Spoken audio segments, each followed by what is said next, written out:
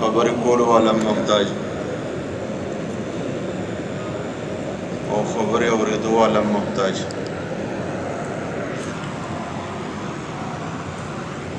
زما عزت مندو خبر محتاجه سره اورو خبر محتاجه سره کو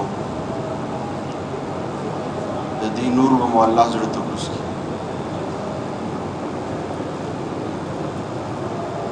او زموږ مشران فرمایي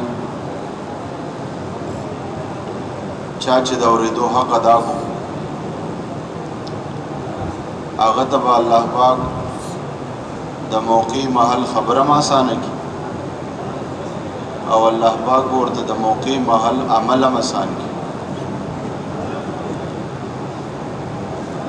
الله پاک به دته چې کوم دی د دین سمجھ او پوهه هم نصیب کړي.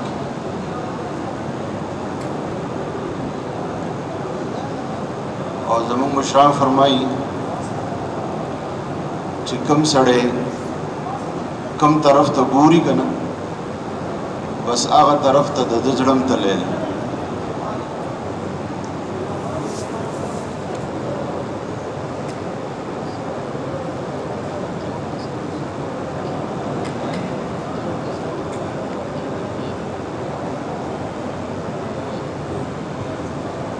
یہ فالے کتنے ساتھی ہیں؟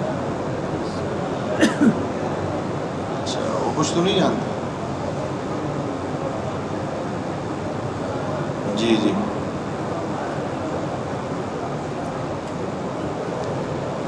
تو میرے عزیز دوستو بزرگوں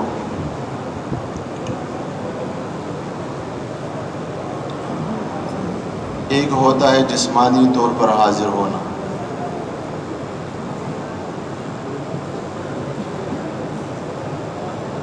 اور ایک ہوتا ہے ذہنی طور پر حاضر ہونا. دونوں لازم و ملزوم ہیں. ایک آدمی ایک جگہ بیٹھا ہوتا ہے اور اس کی سوچ جو ہے وہ کراچی میں ہوتی ہے.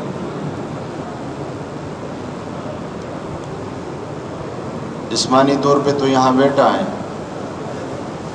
لیکن ذہنی طور پہ وہ کراچی میں کر رہا ہے. اس لیے دوران بیان دوران دعوت سننے میں حضرات فرماتے ہیں کہ اسی طرح سوچ کو بنانا پڑے گا جیسے ہم نماز میں توجہ کو بناتے ہیں کہ ہماری توجہ نماز میں چلی جاتی ہے خیال آ کہ فوراً جو ہے ہمیں یہ کرنا ہوتا ہے کہ میں نماز میں کھڑا. اسی طرح بیان کے دوران جو ہے سوچ جاتی رہے گی. ہم اپنے سوچ کو ایک جگہ لائیں گے کہ میں اللہ کی بات کو سن رہا ہوں. اور فرمایا کہ 4 باتیں جو ہیں وہ اس محنت میں اصلاح کے ہیں کہ 4 باتوں سے انسان کی اصلاح ہو جاتی ہے. اس کی دل کی اصلاح اندر باطن کی اصلاح 4 باتوں سے ہو جاتی ہے.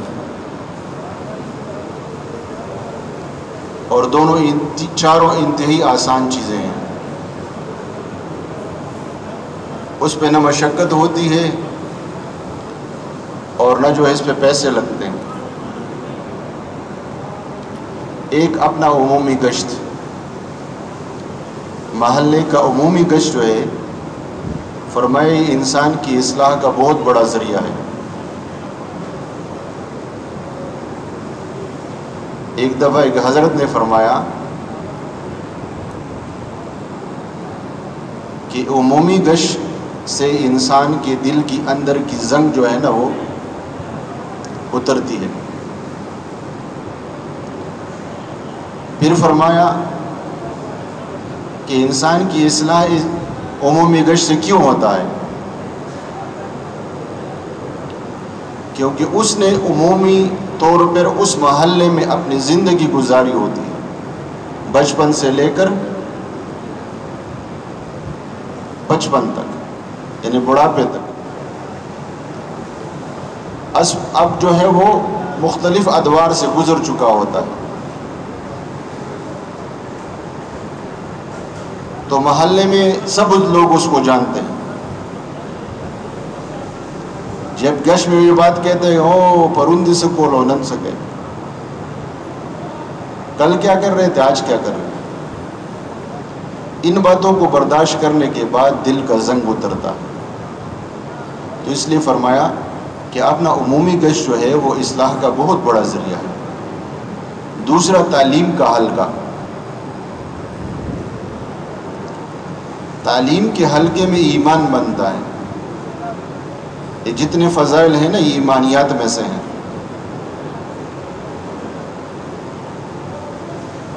اور تیسری چیز، ہر ساتھی کی بات کو دھیان سے سننا۔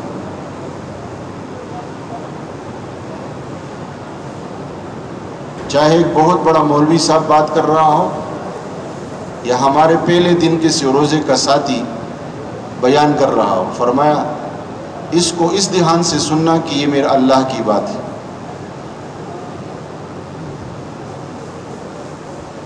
اور میں نے خود کئی دفعہ، آپ نے بھی کئی دفعہ اپنے حضرات کو رائیونڈ میں دیکھا ہوگا۔ مشتاق صاحب رحمۃ اللہ علیہ ایک دفعہ حاجی صاحب رحمۃ اللہ علیہ کے بیان میں بیٹھے تھے، میرے ساتھ تھے۔ پہلے حضرات جو ہے وہ یعنی مجمع بھی کم ہوتا تھا، اور جو ہے حضرات جو ہے نا وہ مجمع میں آ کے بیان سن سکتے تھے، صحت بھی اچھی تھی ان کی۔ تو اس وقت حاجی صاحب رحمۃ اللہ علیہ کے بیان کم از کم 2 ڈھائی گھنٹے 3 گھنٹے تک ہو جاتا تھا۔ تو مشتاق صاحب رحمۃ اللہ علیہ نے یہ 2 ڈھائی گھنٹے بعد جو ہے دوزانہ ہو کے سنی ہے، اور حاجی صاحب رحمۃ اللہ علیہ کی طرف اس طرح دیکھ رہے تھے کہ نہ اس کی نظر اس طرف جاتی تھی نہ اس طرف جاتی تھی، بالکل دھیان سے حاجی صاحب کی طرف دیکھ کے بات سن رہے تھے۔ کئی دفعہ ہمارے جمشید صاحب رحمۃ اللہ علیہ کو دیکھا کہ حضرت حاجی صاحب رحمۃ اللہ علیہ کے ہر بات پہ حق ہے، سچ ہے، حق ہے، سچ ہے، ہر بات پہ حق ہے، سچ ہے، اسی طرح کی بات سنتے تھے۔ اور چوتھی چیز جو ہے وہ جس کے ساتھ کوئی بھی تشکیل میں نہ جا رہا، غریب سے غریب ترین آدمی، اس کے ساتھ تشکیل پہ جانے پہ انسان کی دل کی اندر کی اصلاح ہوتی ہے۔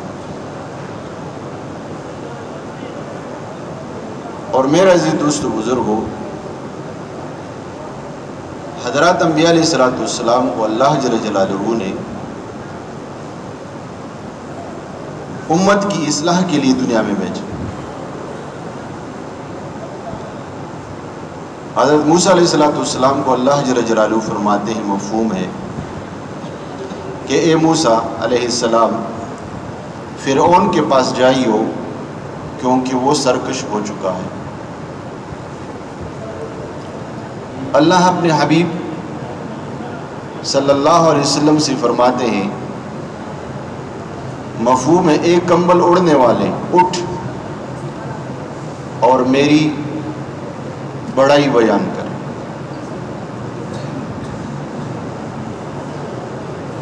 تو اس سے پتہ چلتا ہے، علماء فرماتے ہیں کہ انسانوں کی اصلاح کا بہت بڑا ذریعہ وہ دعوت ہے، کہ انسانوں کی دلوں کے اندر کا زنگ جو ہے وہ دعوت کے الفاظ بولنے سے، دعوت کے سننے سے یہ اندر کی جو ہے جتنی بھی گندگی ہے وہ باہر آ جاتی ہے۔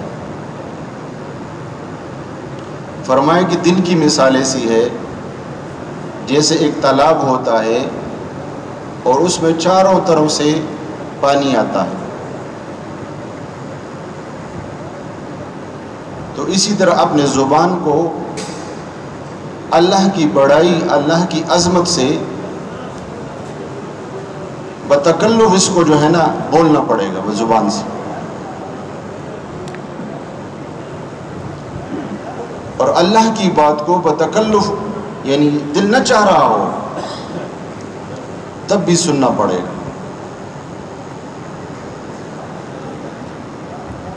اور تیسری جگہ سوچ ہے۔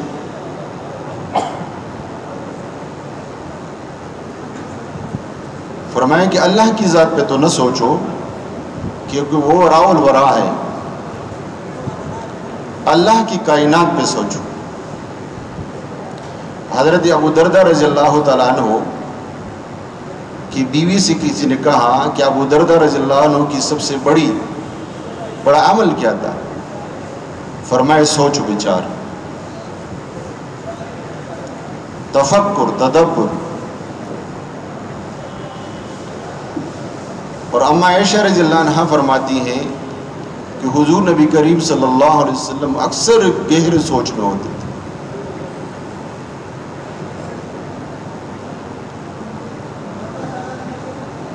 اور آنکھوں سے اس کائنات کو دیکھنا۔ یہ چاروں راستے صحیح استعمال ہوں گی تو اندر اللہ کی ذات کی عظمت، اللہ کی کبریائی، اللہ کی بڑائی وہ دل میں اترے گی۔ بقول حاجی صاحب رحمۃ اللہ علیہ کے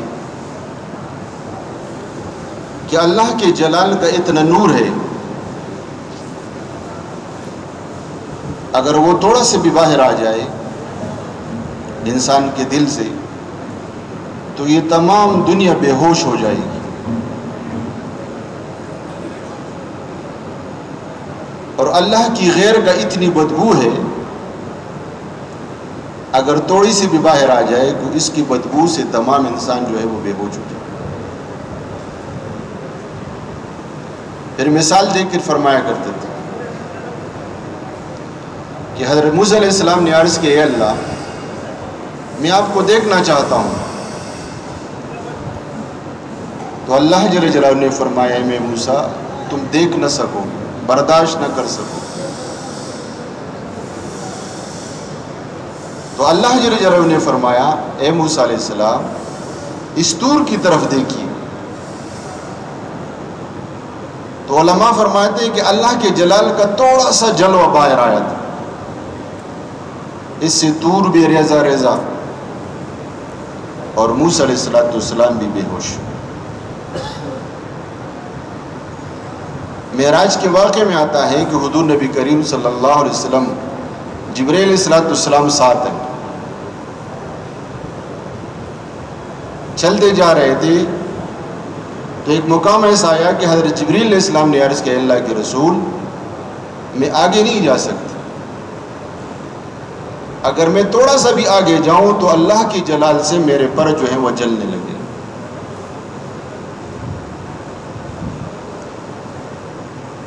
اور فرمایا کہ جبرائیل علیہ السلام اگر اپنی ہیئت پہ آ جائیں تو اس کا سر عرش معلیٰ سے اور پاؤں جو ہے تحت الثری سے لگتے ہیں۔ ایک روایت میں کہ اس کے 100 پر ہیں، ایک روایت میں کہ اس کے 600 پر ہیں، 2 پروں کو کھول لیں تو مشرق اور مغرب کو ڈانپ لیں۔ اور فرمایا جب اللہ کے سامنے آتے تھے تو اتنے چھوٹے بن جاتے تھے جیسے ایک چڑیا ہوتی۔ حضرت ابن عمر رضی اللہ عنہ نے فرمایا مفہوم ہے کہ اللہ کے جلال سے سورج روتا ہے، اللہ کے جلال سے آسمان روتا ہے، اور فرمایا تھا کہ اللہ کے جلال کے بوجھ سے یہ آسمان چرچراتا ہے، اور فرمایا کہ اس کو حق ہے کہ چرچرائے۔ تو میرے عزیز دوستو بزرگوں، یہ دعوت کی بات جو ہے انسان کی اصلاح کی سب سے بڑا ذریعہ۔ اور فرمایا کہ سب سے بڑی بات انفرادی دعوت ہے. اور حضور نبی کریم صلی اللہ علیہ وسلم کی اور تمام حضرات انبیاء علیہ السلام کی انفرادی دعوت ایک مبارک سنت ہے. اجتماعی دعوت، ممبروں پہ بات کرنا، اجتماعی بیانات کرنا، یہ حضور نبی کریم صلی اللہ علیہ وسلم سے بہت کم ثابت ہے تو ثابت لیکن بہت کم ثابت ہے. اگر مکی زندگی کو دیکھا جائے تو حضور نبی کریم صلی اللہ علیہ وسلم کے ساتھ جو ہیں تمام صحابہ کرام رضی اللہ عنہم اجمعین انفرادی دعوت میں لگے ہوئے تھے. ایک ایک کے پاس جانا، ایک ایک کو اللہ کی بڑائی، اللہ کی عظمت سنانا، یہ حضور نبی کریم صلی اللہ علیہ وسلم کی ایک مبارک سنت. اور فرمایا کہ تمام لوگوں کے پاس چل کے جانا، یہ حضرات انبیاء علیہ السلام کی ایک مبارک سنت ہے. حضرات انبیاء علیہ السلام لوگوں کے پاس جا جا کر اللہ کی عظمت، اللہ کی بڑائی کو بیان کیا کرتے ہیں. سورہ نوح کے واقعے میں آتا ہے کہ حضرت نوح علیہ السلام فرماتے ہیں اللہ میں مجموعوں کے پاس گیا، میں انفرادی بھی گیا، بوڑھوں کے پاس بھی گئے، جوانوں کے پاس بھی گئے، بچوں کے پاس بھی گئے. اور یہ تو حضور نبی کریم صلی اللہ علیہ وسلم کی زندگی مبارک سے ثابت بات ہے کہ اس وقت کے غلاموں کے پاس بھی جا رہے ہیں. حضرت بلال رضی اللہ عنہ کا واقعہ مشہور واقعہ ہے.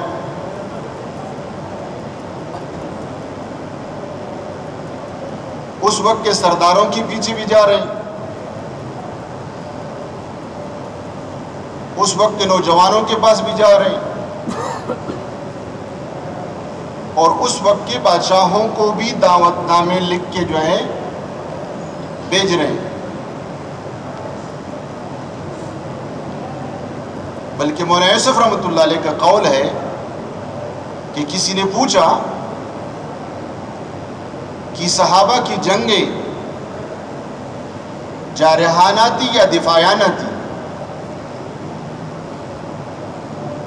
تو حضرت نے فرمایا کہ نہ جارحانہ تھی نہ دفاعیانہ تھی بلکہ داعیانہ تھی.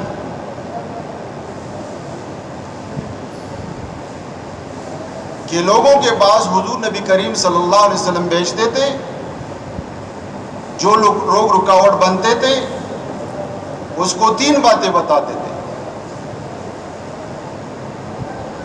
یا ہماری بات قبول کر لو، جیسے رستم کے دربار میں وہ صحابی رضی اللہ عنہ جاتے ہیں نا تو اس سے کہتے ہیں کہ تم کیسے آئے ہو؟ اللہ ہمیں بھی ایسی اپنے کام کی سمجھ نصیب فرما دے اور اس کام کو اپنی زندگی کا مقصد بنانے کی توفیق نصیب فرما دے اور اسی کام کو جو ہے امت کی اصلاح کا ذریعہ سمجھنے والا بنا دے. تو وہ فرماتے ہم آئے نہیں ہیں، ابتعثنا، ہم بھیجے گئے ہیں.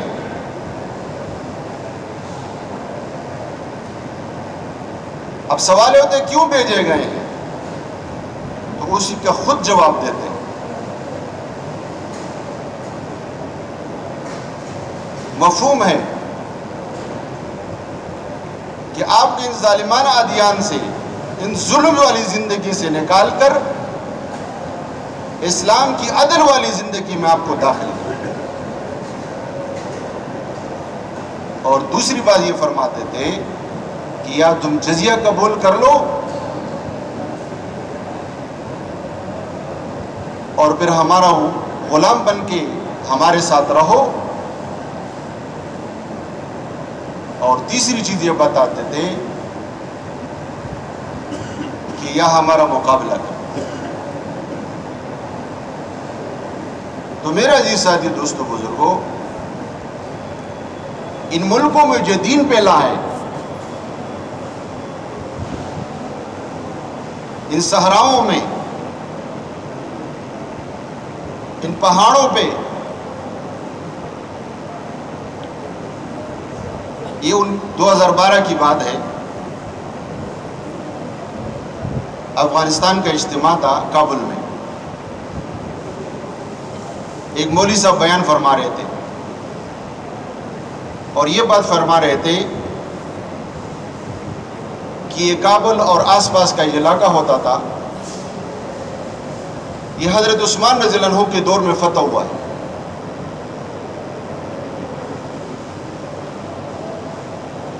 اور اب بھی وہ مقبرہ موجود ہے کابل شہر میں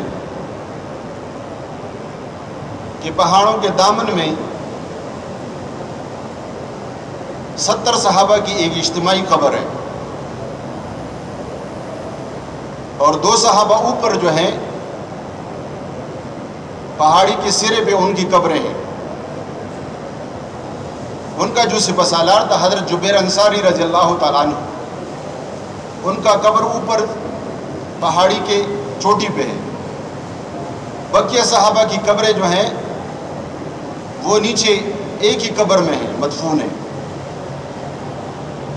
اس پہ جو کتبہ لکھا ہوا ہے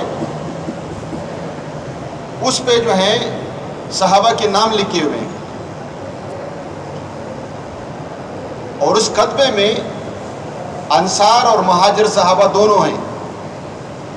حضرت ابوبکر رضی اللہ عنہ کے بیٹے عبد الرحمن بن ابو بکر رضی اللہ عنہ کا نام بھی اس میں ہے۔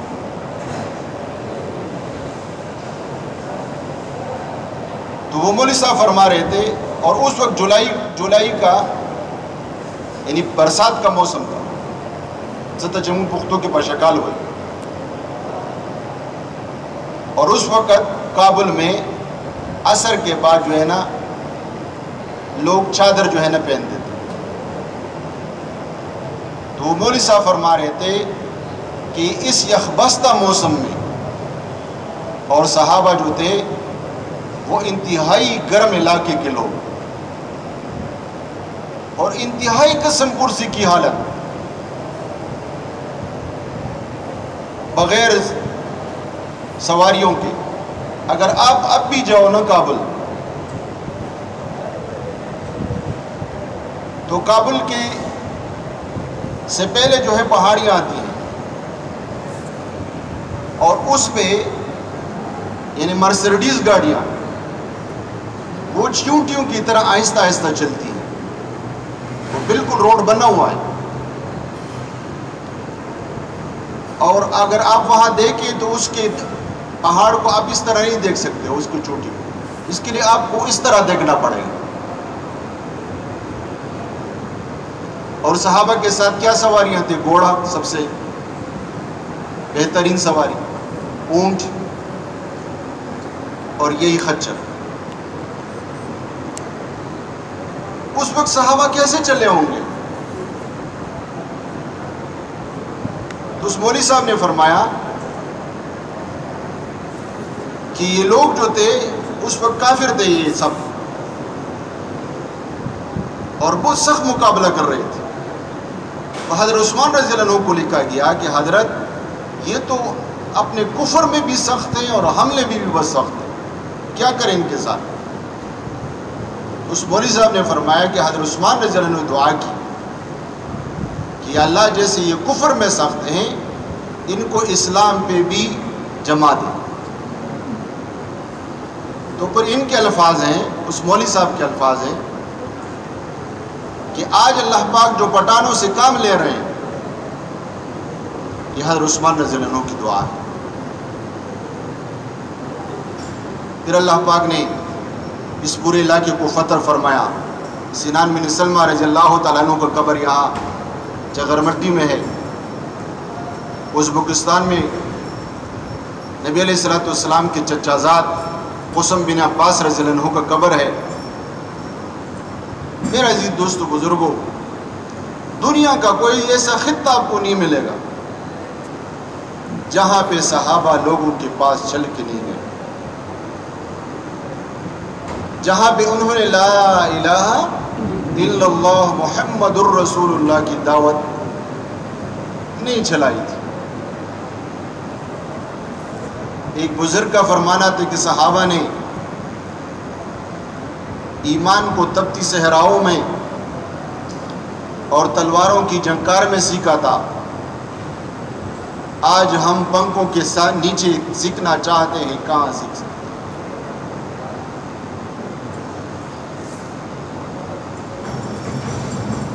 اس کے لیے میرے عزیز دوستو بزرگوں، در بدر پختو متلے کہ در بدر اور خوری بسر، میرے عزیز دوستو بزرگوں، تمام چیزوں کو قربان کر کے تب یہ اللہ کی ذات کی حقیقت، اللہ کی عظمت اور اللہ کی بڑائی انسان کے دل میں بھی آتی ہے۔ اور میرے عزیز دوستو بزرگوں، جن میں محنت کی جا رہی ہوتی ہے اللہ پاک ان کے دلوں کو بھی بدل دے۔ فرمائے کہ تبوک کے موقع پہ جب تبوک کا موقع آیا تو اس سے پہلے 1 سال کا گزر چکی تھی، اور تمام صحابہ کرام رضی اللہ عنہم اجمعین جو تھے وہ قرضدار تھے، اور کافروں کے قرضدار تھے، اور کافروں میں یہودیوں کے قرضدار تھے۔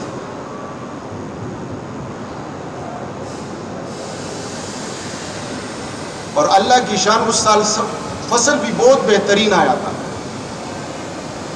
اب جب نکلنے کو کہا گیا تو اس وقت سخت گرمی، تو اس وقت کے منافقین نے کہا کہ آپ تو ایک تو گرمی میں نکل رہے ہو،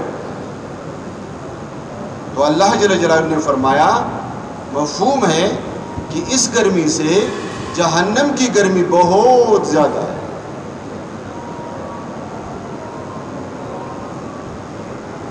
اور صحابہ سے کہا کہ تم تو تیار رزق کو چھوڑ کے جا رہے ہو۔ تو یہ بات جو میں آپ کو بولنے لگا ہوں یہ ایک صاحب ایمان بات کر سکتا ہے، جس کے دل میں ہو کہ ہاں رزاق اللہ کی ذات ہے، میرا دکان نہیں ہے،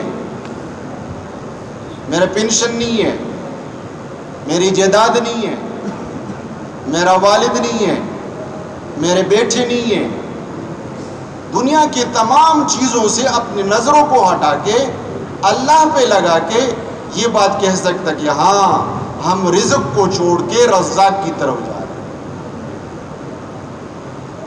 رزق کو چھوڑ کے رزاق کی طرف جا رہے ہیں۔ پھر اللہ جل جلالہ فرمائے کہ 2 باتیں فرمائیں، 3 باتیں۔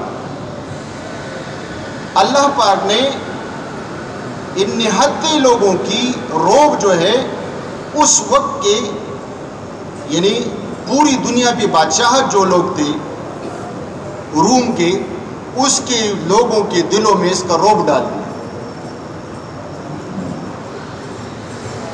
اور بغیر کے مقابلے کے اللہ پاک نے اس کو پیچھے کر دیا، مدینے پہ حملے کا خطرہ ٹل گیا۔ اور علماء فرماتے تیسری بات یہ اللہ نے فرمائی کہ اللہ پاک نے ان کی فصلوں کی بھی حفاظت فرما دی،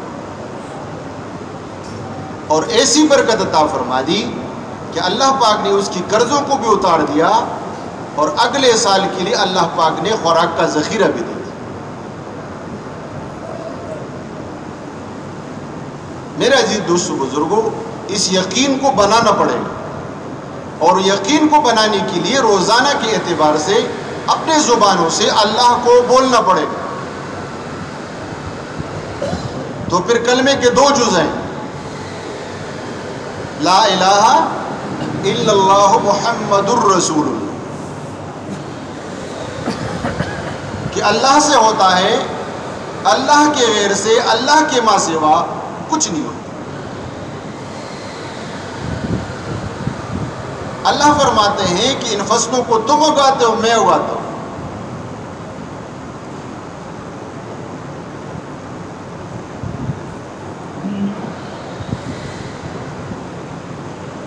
میرا عزیز دوستوں بزرگوں، روزانہ کے اعتبار سے اس بات کو بولنا پڑے.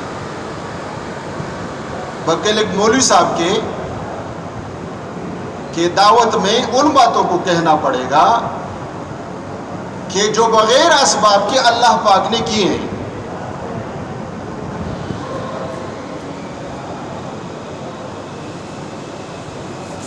جیسے ذکر علیہ السلام مریم علیہ السلام کے پاس جو ہیں بے موسم پل کو دیکھتے ہیں تو کیا فرماتے ہیں کہ اے اللہ، وہ تو اس سے فرماتے ہیں کہ یہ پل کہاں سے آئے؟ تو مریم علیہ السلام فرماتی ہیں، اس سے عرض کرتی ہیں کہ اللہ کی طرف سے آئے.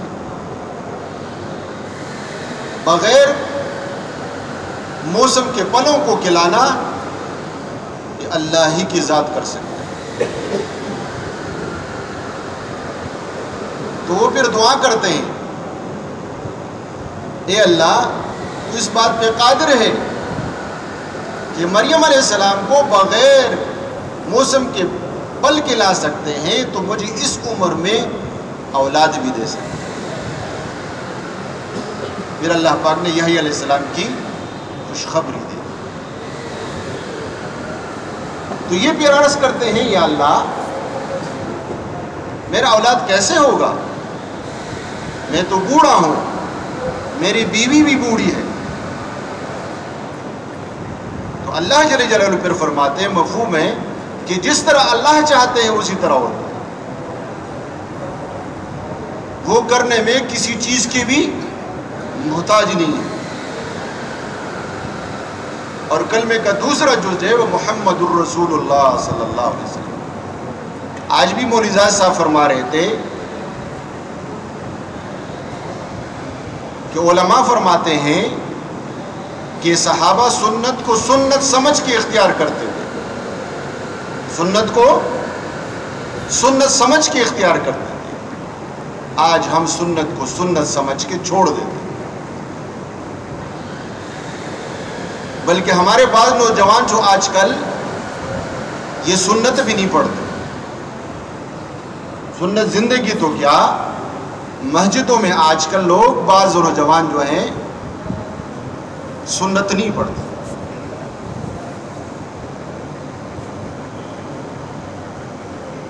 آج بھی شاہد صاحب مدد اللہ علیہ فرما رہے تھے، کمرے میں علماء بھی بیٹھے ہوئے تھے، تو انہوں نے فرمایا کہ میں نے سنا ہے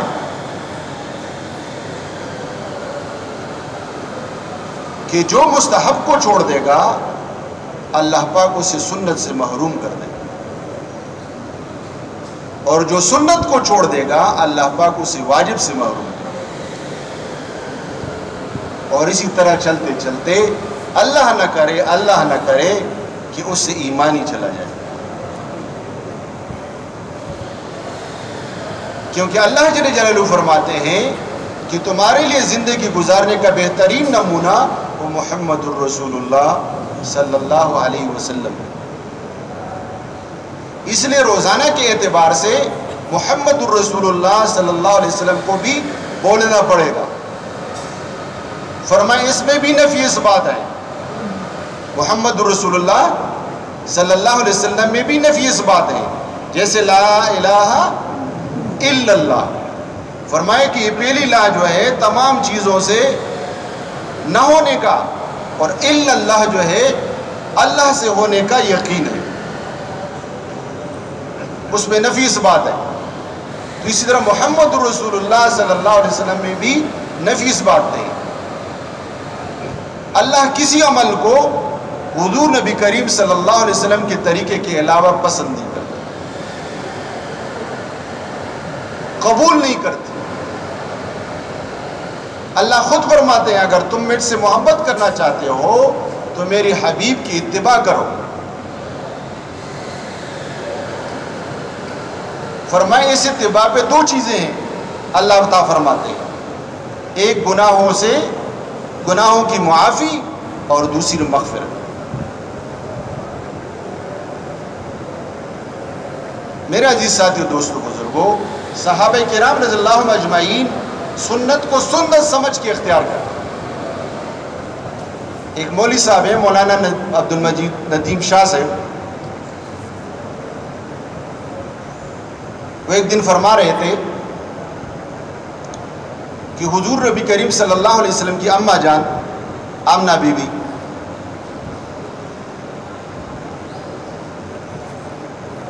اس کی دادی نے عبد المطلب صاحب کی بیوی نے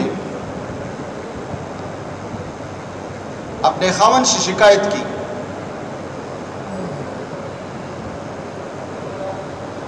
کہ آپ کی جو انگور تو سب بہو، آپ کی جو بہو ہے وہ خوشبو لگاتی ہے، حالانکہ یہ بیوہ ہے اور بیوہ کو خوشبو نہیں لگانی چاہیے۔ خیر عبد المطلب صاحب نے اس کو بلایا اور کہا کہ اے میری بیٹی، تیرے لیے مناسب نہیں ہے، تو بیوہ ہے کہ تو خوشبو لگائے۔ تو آمنہ بی بی کو یہ بات بہت گراں لگی۔ انہوں نے کہا کہ میں نے عبداللہ کے وفات کے بعد کبھی خوشبو نہیں لگائی۔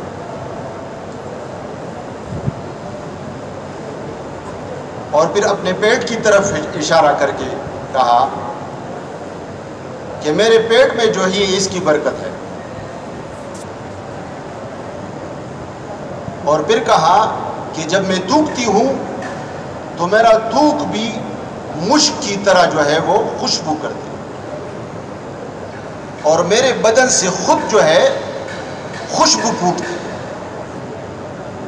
اللہ کے حبیب ابھی ماں کے رحم میں ہے۔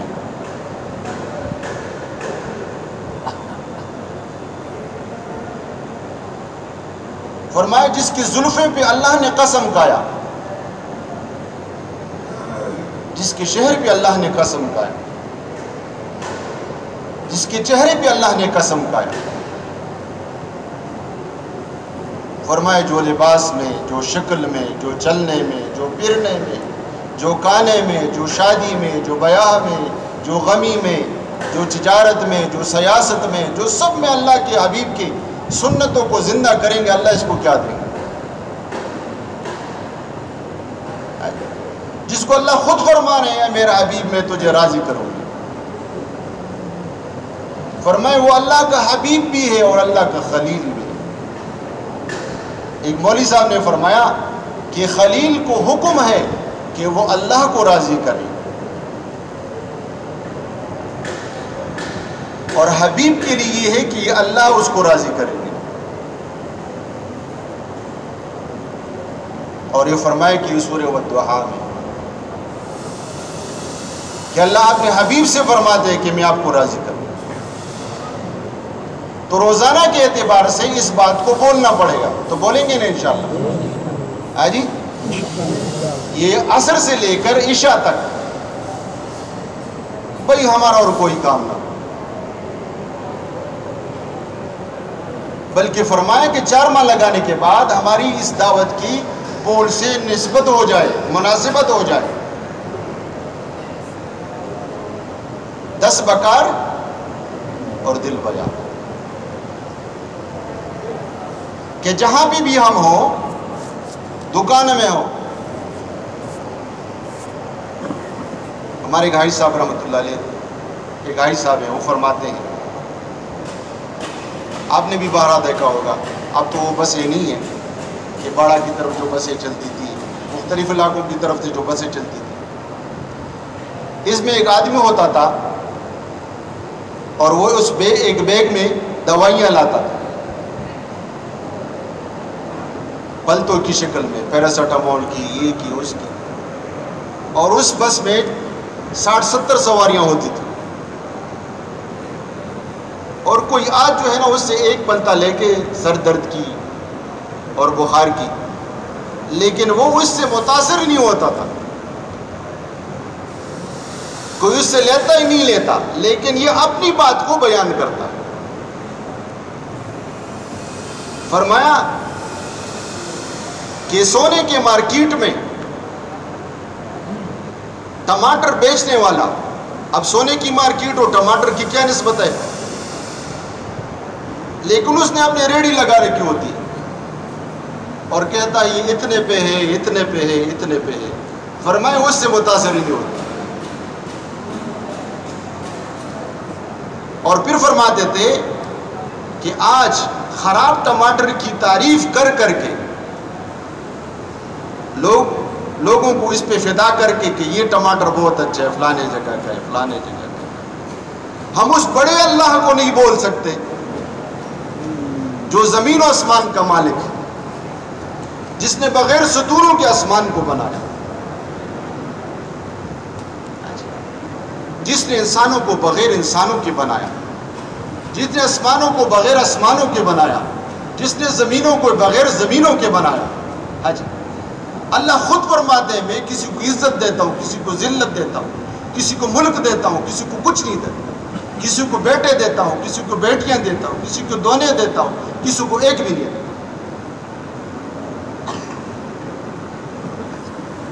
فرمایا اللہ وہ مصور ذات ہے جو انسانوں کو اس کے جسم سے چلکتی ہوئی پانی سے بناتا ہے. وہ پانی تھوڑی سی بھی جو ہے نا بہ جائے تو وہ نیچے جو ہے نا وہ اترتی ہے، اور اس میں اندھیروں میں اللہ پاک اس کی شکل کو بناتا ہے. کیسی مصور ذات ہے. فرمایا اس ذات کو نہ بولنا، اس ذات کو جو میرے عزیز دوستوں بزرگوں لوگوں کے سامنے نہ کھولنا، یہ ہماری کتنی بڑی جو ہے وہ بدبختی ہے. روزانہ کے اعتبار سے بتکلم اس بات کو کہنا پڑے، چاہے 4 ماہ لگے ہوں، چاہے پرائیویٹ میں مقیم ہو، چاہے یہاں پہ مقیم ہو، چاہے جو ہے پہلے دن کا آدمی ہو، چاہے جو بھی ہو. آج ہم دعوت کو صرف جو ہے وہ دعوت والے لوگوں سے اس کی نسبت کرتے ہیں، حالانکہ اللہ پاک نے جو اللہ پاک کے خطابات ہیں وہ عام ہیں.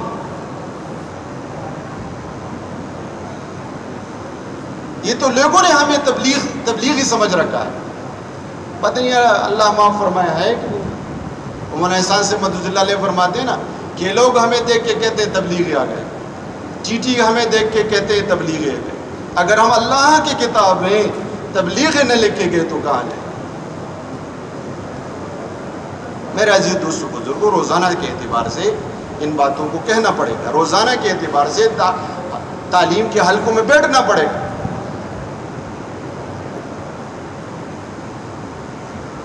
فرمایا اپنے گھروں میں قیامت کے، حشر کے، دوزخ کے، جنت کے تذکروں کو زندہ کرو. فرمایا اگر ان تذکروں کو زندہ نہیں کرو گے پھر تو چیزوں کے تذکرے ہوں گے، چیزوں کے تذکروں کی وجہ سے پھر صبح سے لے کر عشاء تک جو ہے نا آپ کو کام کرنا پڑے گا.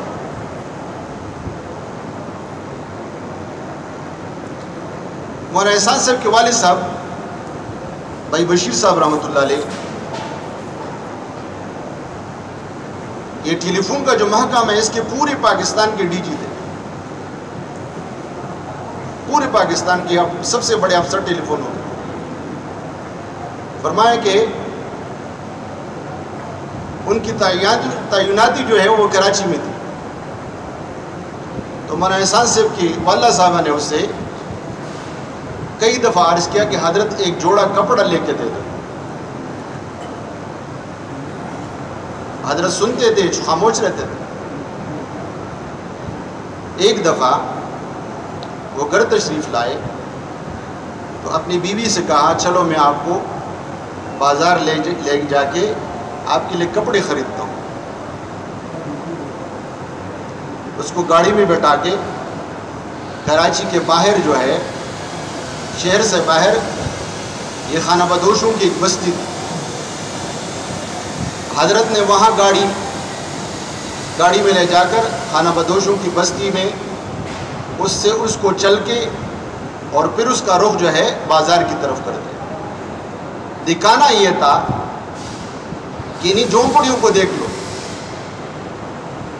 ان عورتوں کے لباسوں کو دیکھ لو، ان کے رہن سہن کو دیکھ لو، اگر یہ اس لباسوں میں، اس رہن سہن میں زندہ رہ سکتے ہیں تو ہم کیوں جو ہے لے لیں؟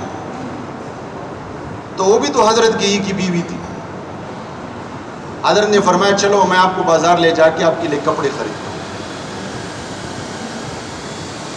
تو بیوی نے عرض کیا نہیں بس جی حضرت مجھے کپڑوں کی ضرورت ہے، مجھے اللہ کرے کہ ہمارے گھروں میں بھی یہ ماحول جو ہے وہ زندہ ہو جائے. تو پھر سفر کے لیے جانا بھی آسان، اللہ کے دین کے لیے مال لگانا بھی آسان. حضرت عثمان رضی اللہ عنہ کے پاس حضور نبی کریم صلی اللہ علیہ وسلم نے ایک صحابی کو بھیجا،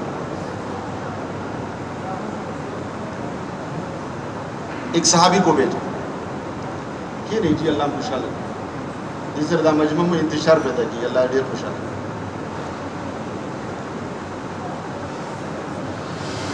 ایک صحابی کو بھیجا کہ جا کے حضرت عثمان رضی اللہ عنہ آپ کی کچھ مدد کر دے گا مالی. تو وہ تو غریبی ایسی نہیں تھی جیسے ہماری قلعیں ہوتی ہیں. حالانکہ حضرت عثمان رضی اللہ عنہ کو غنی، عثمانی غنی کہا کرتے تھے.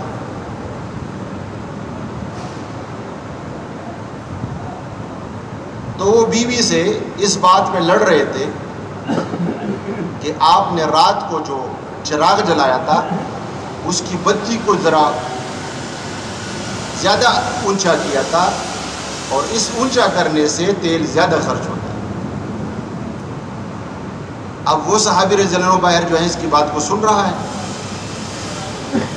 اور دل میں سوچ رہا ہے کہ اگر یہ بیوی سے اس تھوڑے سے تیل پہ جو ہے لڑ رہا ہے تو مجھے میری کیا مدد کرے گا. خیر چونکہ حضور نبی کریم صلی اللہ علیہ وسلم نے بھیجا تھا اس لیے بتانا بھی ضروری تھا. تو اس کو جو ہے خبر کیا تو حضرت عثمان رضی اللہ عنہ باہر آئے، نبی علیہ الصلوۃ والسلام کی مبارک کی بات بتائی، فوراً گھر میں گئے اور جو ہے صحابی کی مالی مدد کی. جب اس پیسے اس کے پاس آئے تو بڑے زیادہ پیسے تھے.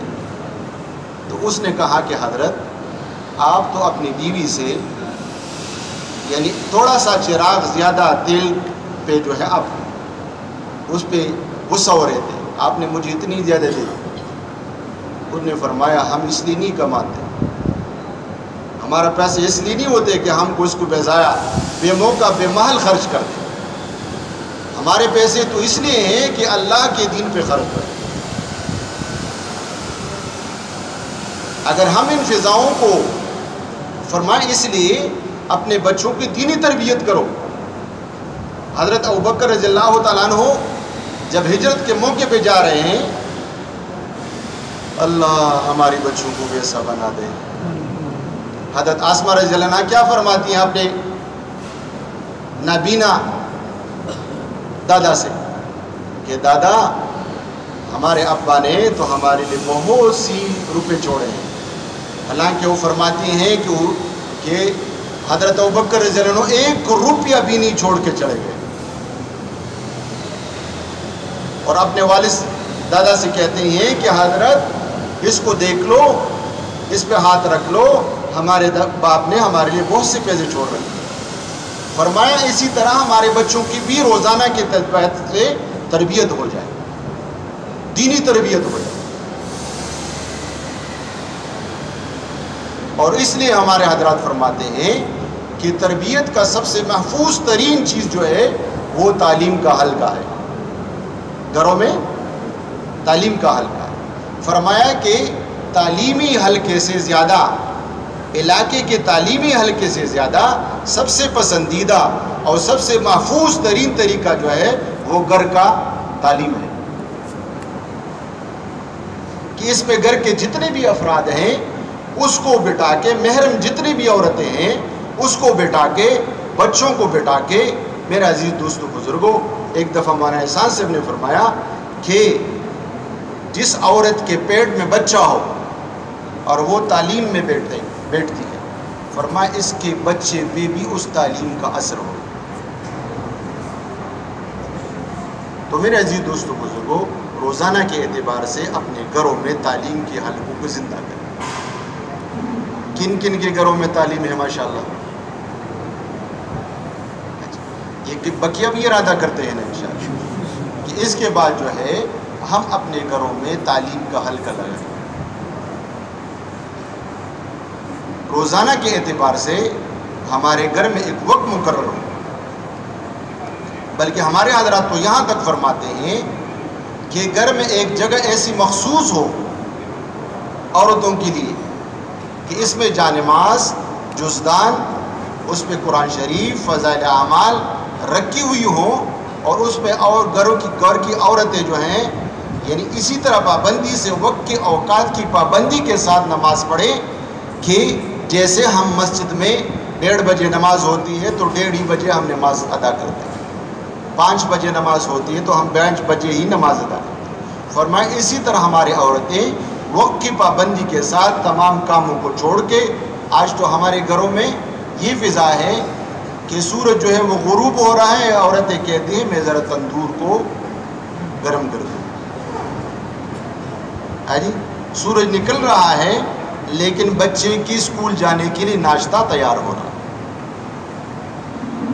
میرے عزیز دوستو بزرگوں، یہ فضا تبدیل کب ہوگی میرے عزیز دوستو بزرگوں؟ جب جو ہے ہمارے گھروں میں روزانہ کے اعتبار سے قبر، حشر، قیامت، فجر صدقات جس گھر میں پڑھا جائے گا اس گھر میں دنیا بے حقیقت ہو کے اس کے دلوں سے اس کی حقیقت نکل جائے گی. قبر اور حشر اس کے سامنے ہوگی.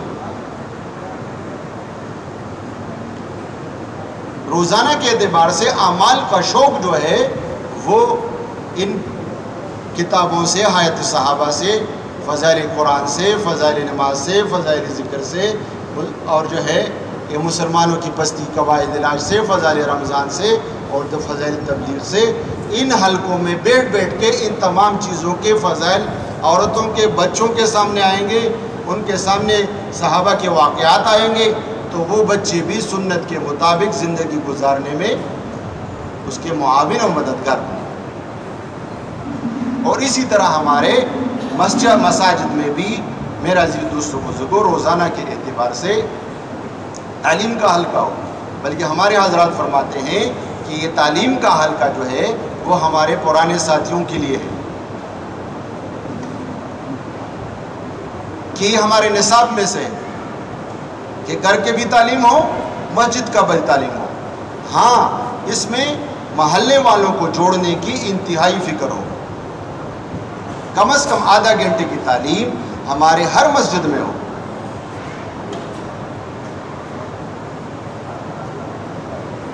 اگر کسی کے محلے میں آدھے گھنٹے تعلیم نہیں ہے تو روزانہ کے اعتبار سے ہمارے حضرات فرماتے ہیں 1-2 منٹ کو بڑھا کے آدھے گھنٹے تک اس کو لے آئیں. تو میرے عزیز دوستو بزرگوں ایک وقت مقرر کر کے جس میں سب ساتھی جو ہیں اہتمام سے، آسانی سے، عافیت و سہولت کے ساتھ جو ہیں وہ جڑ سکتے ہیں. یہ ایسا نہیں ہے کہ بھائی آپ کی تعلیم ظہر کو ہے لیکن ظہر میں آپ کے مسجد میں کوئی بھی ساتھی نہیں ہے. بہت سے مساجد میں ایسا دیکھا گیا ہے کہ اس میں ظہر کی تعلیم ہوتی ہے. حالانکہ اگر ظہر کی تعلیم میں بھی سب ساتھی موجود ہو تو ٹھیک ہے، لیکن اگر سب ساتھی اس میں نہیں موجود ہیں، کچھ ہے کچھ نہیں ہے، تو پھر اس وقت میں تعلیم کا حلقہ لگایا جائے جس میں محلے کے سب پرانے ساتھی جو ہے موجود ہوں. پھر مشوروں میں اس کو جو ہے 2.5 گھنٹوں کے دوران جو ہے لوگوں کو اس طرح متوجہ کرے کہ بھائی ہمارے عصر کے عشاء کے بعد یا صبح کے بعد یہ تعلیم کا حلقہ ہوتا ہے، آپ اس میں جڑنے کی کوشش کریں. اور تعلیم ہمارا صرف 2 کتابوں سے. کن کن کتابوں سے ہے جی؟ ہاں جی، فضائل اعمال اور فضائل صدقہ. ہمارا تعلیم اور کسی کتاب سے نہیں ہے، صرف فضائل اعمال اور فضائل صدقہ. اور روزانہ کے اعتبار سے صرف فضائل اعمال نہیں پڑھنا بلکہ اپنے تعلیم میں فضائل صدقات کو بھی شامل کرنا، گھروں میں بھی اور مسجدوں میں بھی. مسجد کی تعلیم میں تجوید نہیں ہے، گھروں کی تعلیم میں عورتوں کے ساتھ علیحدگی میں، اپنی بیوی کے ساتھ علیحدگی میں تجوید کر سکتے ہیں. لیکن 6 نمبروں کا مذاکرہ جو ہے وہ ضروری ہے. اور ایک ساتھی، ایک عورت یا ایک بچہ یا ایک ہی مرد جو ہے اس 6 نمبروں کو بیان نہ کرے، بلکہ ہر عورت جو ہے، ہر بچہ، ہر مرد جو اس تعلیم کے حلقے میں بیٹھا ہے وہ اپنے زبان سے 6 نمبروں کو بولا کرے، تاکہ ہمیں دعوت کے بول جو ہیں ہمارے زبانوں پہ چڑھ جائیں. کوشش کریں گے نا انشاءاللہ. اسی طرح بازاروں میں اور ورکشاپوں میں اپنے تعلیم کے حلقوں کو جو ہے نا آباد کریں. اپنے ورکشاپوں میں، اپنے مارکیٹوں میں، یعنی کمائی کی جگہوں میں اپنے تعلیم کے حلقے کو ایک دری لے کے 4 5 10 دکانوں کو متوجہ کر کے 1 2 ساتھی گشت کر کے، اور جو ہے ایک ساتھی جو ہے تعلیم شروع کر دے، 2 ساتھی گشت شروع کر دے اور لوگوں کو متوجہ کر دے. زیادہ پکڑ دکڑ نہ ہو. مارکیٹوں کی تعلیموں میں، بازاروں کی تعلیمیں زیادہ پکڑ دکڑ نہ ہو، بلکہ اس کو بھائی آ جاؤ تعلیم کے لیے، تعلیم کا حلقہ لگ گیا، تعلیم کا حلقہ لگ گیا، آ جاؤ عبداللہ، عبدالرحمن، عبداللہ آ جاؤ جی، ماشاء اللہ ماشاء اللہ ماشاء اللہ، تعلیم کا حلقہ لگ گیا. خود جو ہے آ کے تعلیم کے حلقے میں بیٹھ جائے. بلکہ کبھی کبھی انفرادی طور پر مسجد میں نماز کے لیے جا رہے ہیں، آپس میں اس کے ساتھ جا رہے ہیں، کسی دعوت میں جا رہے ہیں، تو اس کو متوجہ کرنا کہ بھائی ہمارے مارکیٹ میں، ہمارے دکان میں تعلیم ہوتی ہے. آپ اپنے شاگردوں کے ساتھ، اپنے جاننے والوں کے ساتھ ہمارے تعلیم کے حلقہ 10 بجے ہوتا ہے، اس میں آیا کریں. تو میرے عزیز دوستو بزرگوں، تعلیم کے حلقوں کی برکت سے اللہ پاک جو ہیں وہاں مارکیٹ کے، فرمایا پہلے بازار کا دین زندہ ہوتا ہے، پھر مسجد کا، گھر کا دین زندہ ہوتا ہے.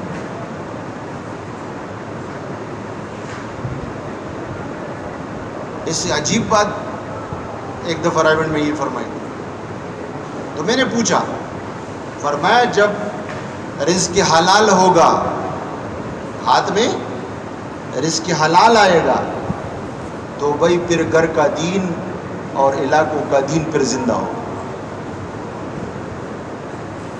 فرمایا رزق حرام کے ساتھ جو ہے نا انسان دین پہ نہیں چل سکتا.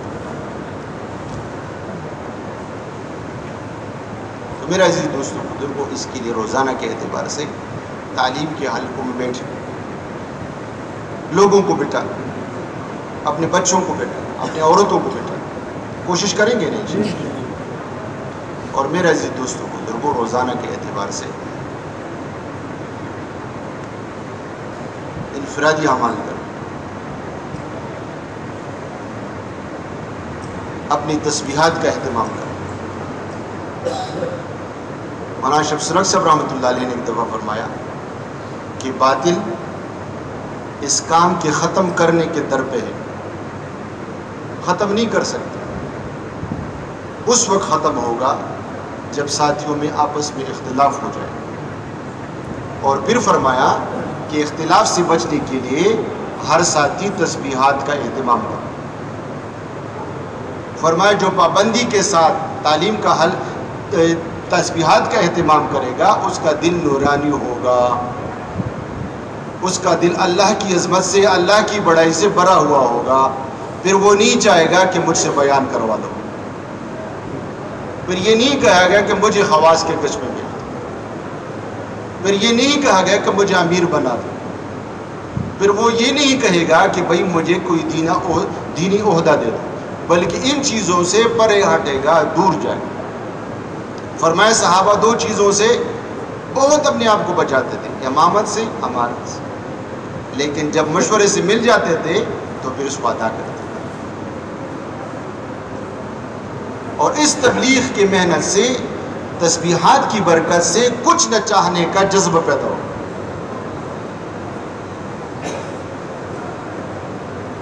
اس تبلیغ کی محنت سے نہ واہ واہ کا یہ مشتاق ہوگا، اس تبلیغ سے نہ یہ جو ہے یہ چاہے گا کہ میرے لوگوں کے ساتھ تعلقات پیدا ہو جائیں، علاقوں کے اعتبار سے، ملکوں کے اعتبار سے، اپنے ملک کے اعتبار سے، بلکہ یہ چاہے گا کہ کیسے اللہ کا دین جو ہے وہ زندہ ہو جائے.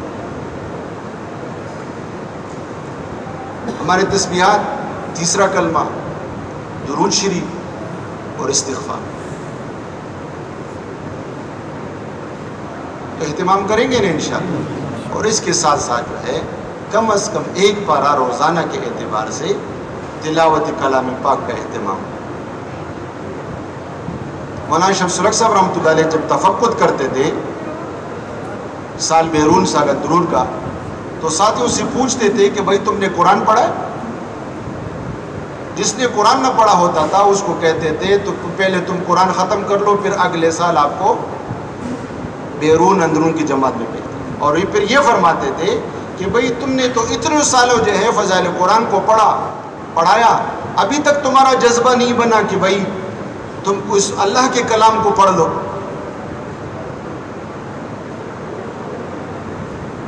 تو بھئی بات تجوید ہمارا قرآن صحیح ہو، کم از کم ہماری نماز تو ایسی ہو کہ سورہ بلکہ ایک بقول ایک عالم کے کہ بھئی 4 ماہ لگانے کے بعد ہمارا ساتھی ایسا بن جائے کہ وہ جماعت کی نماز پڑھا سکے. سلون میں لگول نہ پس زمون ملگرے د دې حیثیت شي چې کم از کم د جماعت منځ خو ورکولی شي، جمعي منځ خو ورکولی شي.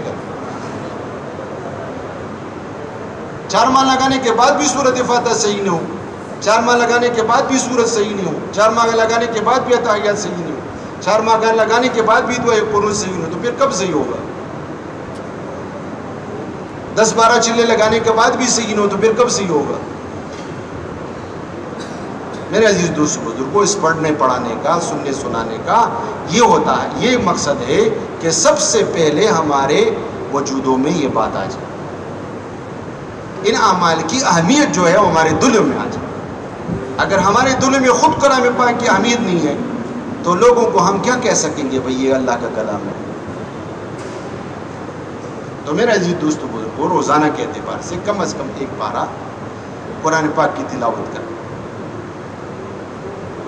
فرمایا جس گھر میں اللہ کا ذکر ہوتا ہے وہ گھر والے آسمان والوں کے سے چمکتے نظر آتے ہیں جیسے ہمیں آسمانوں میں ستارے چمکتے نظر آتے ہیں. فرمایا اس گھر سے شیاطین نکل جاتے ہیں جس گھر میں کلام پاک ہوتا ہے. اور فرمایا شیاطین اس گھر میں گھس جاتے ہیں جس گھر میں جو ہے وہ کلام پاک کا. فرمایا اس گھر کے اولاد اللہ پاک جو ہیں زیادہ کر دیتے ہیں، جس گھر میں مال و اسباب سے اللہ پاک زیادہ کر دیتے ہیں. فرمایا جو سورہ یاسین کو دن کے شروع میں پڑھتا ہے اللہ پاک اس کی پورے دن کی حاجات کو پورا کرتے ہیں. تو میرے عزیز دوستوں بزرگوں، اسی طرح ہم جو ہے کلام پاک کا تلاوت کریں اور روزانہ کے اعتبار سے صبح شام کی دعاؤں کا اہتمام ہے. حضرت حاجی صاحب رحمۃ اللہ علیہ فرمایا کرتے تھے ان مسنون دعاؤں نے قبولیت کے دروازوں کو دیکھا ہے. ایک صحابی رضی اللہ تعالیٰ عنہ کو بچھو نے کاٹ دیا. نبی علیہ الصلوۃ والسلام کے پاس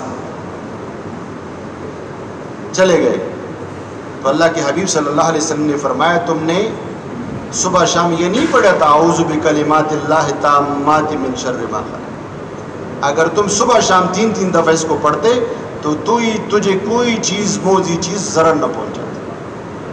بسم اللہ الذی لا یضر مع اسمہ شیء فی الارض ولا فی السماء وهو السمیع. بلکہ مولانا فہیم صاحب کو کے پاس کچھ لوگ آئے، اس وقت پنجاب میں ڈینگی کا مرض بہت پھیل چکا تھا، پریشانی کی حالت میں آئے تو انہوں نے کہا کہ حضرت بہت زیادہ جو ہے ڈینگی سے لوگ پریشان ہیں. تو انہیں فرمایا کوئی فکر کی بات نہیں ہے، اس طرح بات کوئی فکر کی بات نہیں. حضرت کیا سے فرمایا صبح شام اعوذ بکلمات اللہ تامات من شر ما خلق پڑھا کر.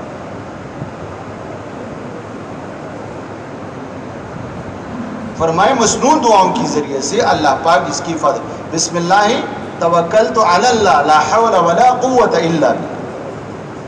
کتنی دعائیں دیتے ہیں، کتنی چیزوں کا حفاظت کا اللہ پاک. تمہیں ہدایت کی گئی، تمہاری حفاظت کی گئی، کفایت کی گئی، شیطان کو تجھ سے دور کیا گیا. کلمہ کتنا ہے؟ بسم اللہ توکلت علی اللہ. فرمایا جس گھر میں لوگ بسم اللہ جو ہے پڑھ کے داخل ہوں تو شیطان کہتا ہے آ جاؤ ہمارے اس گھر میں رہنے کی جگہ. اور جس کھانے کو بسم اللہ کے ساتھ شروع کرو وہ کہتا ہے آ جاؤ ہمارے اس گھر میں کھانے کا کوئی چیز نہیں۔ ایک صحابی رضی اللہ عنہ بچے کو اللہ کے حبیب صلی اللہ علیہ وسلم نے بسم اللہ پڑھایا،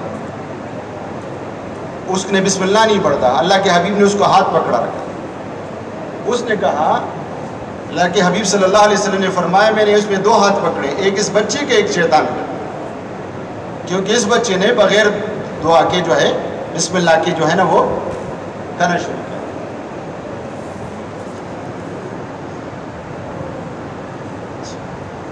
تو میرے عزیز دوستوں بزرگوں، اس کے ساتھ ساتھ جو ہے یہ خدمت ہے۔ خدمت یہ صرف نہیں ہے کہ بھئی ہم کھانے پکانے کو خدمت سمجھیں، اپنے والدین کی خدمت کریں۔ فرمائے اپنے والدین کو گور کے نہ دیکھو، فرمائے جے یہ جنت کا دروازہ ہے والد، ماں کے قدموں تلے جنت ہے۔ اللہ کے حبیب صلی اللہ علیہ وسلم کے پاس آئے، اللہ کے حبیب مجھ سے سب سے زیادہ کس کا ہے؟ فرمائے تمہاری ماں کا۔ پھر فرمایا کس کا ہے؟ تمہاری ماں کا۔ پھر فرمایا کس کا ہے؟ تمہاری ماں کا۔ پھر فرمایا کس کا ہے؟ تمہارے باپ کا۔ فرمایا اپنے والد۔ ایک دفعہ حضرت ابن عمر رضی اللہ تعالیٰ عنہ نے ایک شخص کو، بوڑھے شخص کو وہ اپنا جو ہے اپنا امامہ اتار کے دیا، اس کو سواری پہ سوار کیا اور بہت ہدایت دی۔ ایک صحابی رضی اللہ عنہ اس کے ساتھ تھے کہ اے ابن عمر رضی اللہ تعالیٰ عنہ، حضرت اس سے تو کم سے بھی یہ بوڑھا خوش ہو سکتا تھا۔ اس نے کہا نہیں، یہ میرے باپ کا دوست تھا، اور میں نے اللہ کے حبیب سے سنا ہے کہ والد کے وفات کے بعد اس کے والد، اس کا حق یہ ہے کہ اس کے دوستوں سے اچھا سلوک کرے۔ تو میرا عزیز دوستوں بزرگوں، اپنے علاقے والوں کی خدمت کریں، اپنے علاقوں والوں کی غمی میں شریک ہونا، خوشی میں شریک ہونا۔ جب ان کے پاس تم بیمار ہوگے، وہ بیمار ہوگا، اس کے پاس اسپتال جا کے کہو گے کہ بھئی ہم تو جماعت میں مشورہ کر کے آئے ہیں کہ فلانا ساتھی ہمارا محلے کا جو ہے وہ بیمار ہے، ہم مشورے سے آپ کے پاس آئے ہیں، تو کہے گا ہاں یار یہ محلے میں تو سب سے بڑے زیادہ میرے جو ہمدرد ہیں وہ یہ تبلیغ والے۔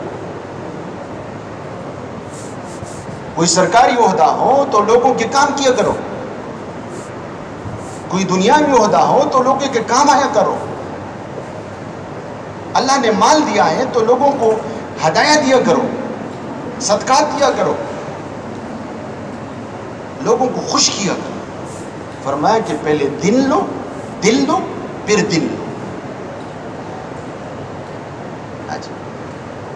ڈیوزبری میں جو مرکز ہے انگلینڈ کا، اس میں ایک مسلمان کے ساتھ جو گھر تھا وہ کسی کافر کا تھا، وہ نہیں آئے۔ جیسے ہم آج کل رواج ہے کہ بھئی کسی محلے میں کوئی آ جائے تو ہم اس کے گھروں میں کھانا بیچتے ہیں، تو وہ نہیں آیا تھا، تو اس مسلمان نے اپنے بچے کو کھانا دے کے اس کے گھر میں بھیج دیا، ایک دفعہ بھیج دیا، دوسری دفعہ بھیج دیا، تو اس نے بچے کے ساتھ اس کے گھر آئی کہ بھئی تم کون ہو؟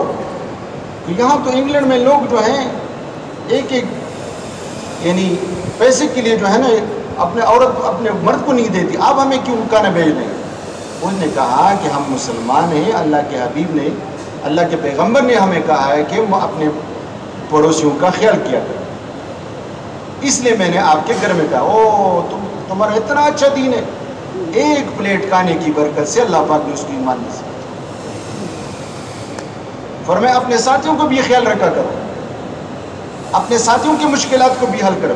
ہم تو سندھ کے ریگستانوں میں ہاں جی کشتوں کے لیے جاتے ہیں، لیکن اپنے ساتھی کے پاس نہیں جاتے۔ جو 4 ماہ لگائے ہوئے ہیں وہ بیمار ہے۔ آج کل ہمارے حضرات فرما رہے ہیں کہ اپنے علاقوں میں آپ کے بزرگ حضرات جو آپ کے علاقوں میں جنہوں نے دین کا کام کیا ہے، اب وہ اس دنیا میں نہیں ہے، تو ان کے اولادوں کو اللہ کے دین کی اس دن کی محنت میں لگاؤ۔ یہ آپ کے جو حضرات بیمار ہیں، جنہوں نے اپنے علاقوں میں کام کیا ہے، ان کے پاس ان عید کے دنوں میں اور دنوں میں جو ہے نا 2 ساتھی جا کے ان کی بیمار پرسی کیا کرو کہ ان کی برکت سے اللہ پاک نے اس علاقے میں کام کو اٹھایا۔ اور میں عزیز بزرگوں اپنے لین دین کو صاف رکھا کرو، سود سے بچو، غیبت سے بچو، چغلی سے بچو، سود سے غیبت سے، چغلی سے، بہتانوں سے دل پٹتے ہیں۔ فرمائے کسی کی شادی کی پیٹے بات نہ کرو، بلکہ اس کی تعریف کرو۔ عرشی صاحب فرماتے ہیں لوگوں کی آنکھیں بھی ہیں اور دماغ بھی ہیں، وہ دیکھتے ہیں کہ تمہارے بچی کی شادی میں کیا حال ہے، تمہارے بیٹے کی شادی میں کیا حال ہے، تمہارا کاروبار سود کا ہے یا حلال کا ہے۔ روزانے کے اعتبار سے شب جمعے میں بھی آتے ہو، چلے بھی لگاتے ہو، سفریں بھی کرتے ہو، لیکن آپ کا مال حلال ہے کہ نہیں حلال؟ لوگوں کے پیسے تو نہیں دبائے،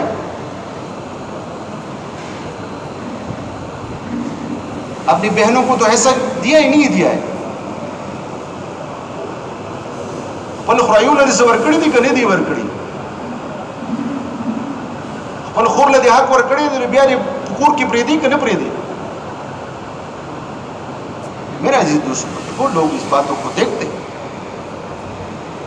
اس تبلیغ پہ لوگوں کے دل جو ہیں وہ پسیجتے ہیں، لوگوں کے دل جو ہیں پھرتے ہیں۔ پھرنے پھرانے کا مقصد یہ ہے کہ وہ دین جو اللہ کے حبیب لے کے آئے ہیں، جس میں دنیا آخرت کی کامیابی، بھئی ہم دکانوں سے نہیں پلتے، یقین یہ نہیں کہتے کہ بھئی اللہ سے ہوتا ہے، اللہ کی خیر فرمائے۔ یقین یہ ہے کہ بھئی جھوٹ بھی آپ کو 100 روپے مل رہے ہیں، سچ بھی آپ کو 50 روپے مل رہے ہیں، تو آپ سچ کو اختیار کر کے جب 50 روپے کمائیں گے تو اس بات کا یقین ہے آپ کا کہ میں دولت سے نہیں پلتا۔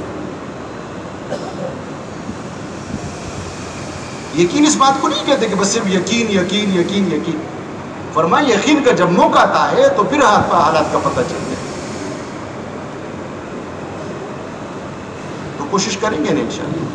بھئی یہاں مرکز میں آنے کے بعد آپ نے جو وقت دیا ہے، اب اس کی پوری حفاظت کریں کہ بھئی جب بھی مجلس لگے اول سے آخر تک جو ہے ہر ساتھی اس میں شروع ہے۔ عصر کے بعد آپ کے مجلس لگے گا تو اس میں جیسے ہی نماز دعا ہو جائے اور اعلان ہو جائے اور جہاں کا بیٹھنے کا بات کی جائے فوراً وہاں چلے جائیں۔ کوشش کریں گے نہیں؟ اچھا